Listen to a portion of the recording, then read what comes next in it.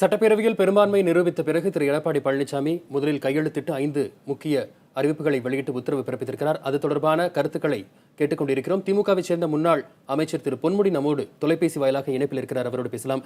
வணக்கம் திரு பொன்முடி. தற்போது முதலமைச்சரின் 5 முக்கிய அறிவிப்புகள் ஆக்கப்பூர்வமானவைதானே? முதல்ல அவருக்கு அறிவிப்பு செய்வதற்கு அதிகாரம் இருக்கிறதா என்பதை பார்க்க வேண்டும்.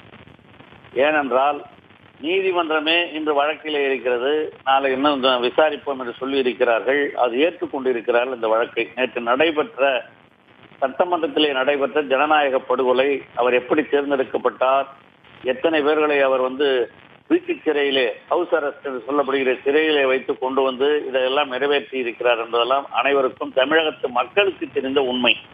இதை முதலில் தீர்வு செய்யாமல் அவர் சும்மா மக்களை ஏமாற்றுவதற்காக அறிவிக்கிற திட்டங்களை தவிர, அவருடைய ஜெயித்து விட்டோம் என்று மக்களிடம் ஒரு போலி வேஷம் போடுவதற்காக போட்டிருக்கிற திட்டங்களை தவிர உண்மையான நோக்கத்தோடு செய்யப்பட்ட திட்டங்கள் அல்ல. அதை முதல்ல தெரிஞ்சுங்க. அது ரைட்டா போச்சா, அதை வரவேற்கிறது அப்புறம். இது யாருங்க? இன்னும் எல்லாம் பல்வேறு விஷயங்கள் இன்னும் பிரச்சனைகள் இருக்கிற பொழுது ஒரு முதலமைச்சரே சரியாக வந்தாரா என்று கவர்னரே குடியரசுத் தலைவருக்கு, பிரதமருக்கு கடிதம் மத்திய அரசுக்கு எழுதியிருக்கிற பொழுது, உயர் நீதிமன்றமே இதை பற்றி விசாரணை என்று ஏற்றுக்கொண்டிருக்கிற பொழுது அதெல்லாம் முடிவு செஞ்சு இவர் எது வேணாலும் செய்யட்டும். இன்னொன்னு, அம்மா பேர்ல இந்த திட்டங்கள்லாம் அறிவிக்கிறதுங்கிறதே முதல்ல பெரிய தவறு. அம்மா மறைந்து விட்டாலும் கூட, ஜெயலலிதா மறைந்த பிறகும் கூட ஜெயலலிதாவினுடைய குற்றச்சாட்டுகள் எல்லாம் நிரூபிக்கப்பட்டது என்று கூறி அந்த தண்டனை மறைந்து விட்ட காரணத்தினால் அந்த தண்டனை இல்லை இருக்கான்னு தவிர அவர் குற்றவாளி இல்லை என்று சொல்லவில்லை.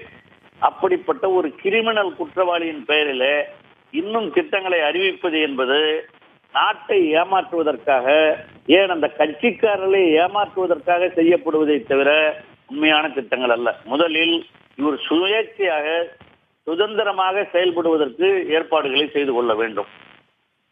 அதை முதலில் செய்தால்தான் இவருடைய திட்டங்களை பற்றி விமர்சிக்க முடியும்.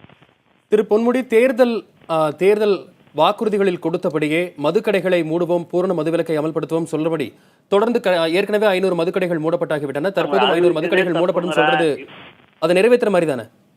நாங்க முதல்ல ஒரு அதிகாரமே இல்லைன்னு நான் சொல்றேன். நீங்க அப்புறம் அது அறிவிச்சதை பத்தி அடுத்த கொஸ்டின். இதெல்லாம் சும்மா அது வேறு விவகாரத்தை சேர்ந்ததா இருக்கு. அது சம்பந்தமா பரிசீலனை போயிட்டு இருக்கு.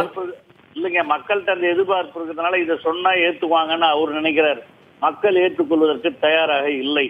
அதுவும் ஜெயிலிலே இருக்கிற ஒருவருடைய பினாமியாக செயல்பட்டு கொண்டிருக்கிற இதை குறிப்பாக எந்த மக்களும், ஏன் அவருடைய உண்மையாக சட்டமன்ற அப்படி இருந்தா ரகசிய ஓட்டு வச்சுட்டு போக வேண்டியதானே? ஏன் அதுல பயப்படுறாங்க? அவர்களுக்கு அந்த எண்ணமே கிடையாது என்பதுதான் உண்மை. ஆகவே இந்த அரசாங்கமே இப்பொழுது தள்ளாடி கொண்டிருக்கிற ஒரு அரசாங்கம். அவங்க சும்மா வாக்கெடுப்பு என்ற பெயரில் ஒரு போலித்தனமான வாக்கெடுப்பை நடத்தி இருக்கிறார்களே தவிர உண்மையில் அது நடைபெறவில்லை என்பதுதான் உண்மை. இணைப்பில் உங்களுடைய தனிப்பட்ட கருத்துக்களை பகிர்ந்து கொண்டமைக்கு மிக்க நன்றி.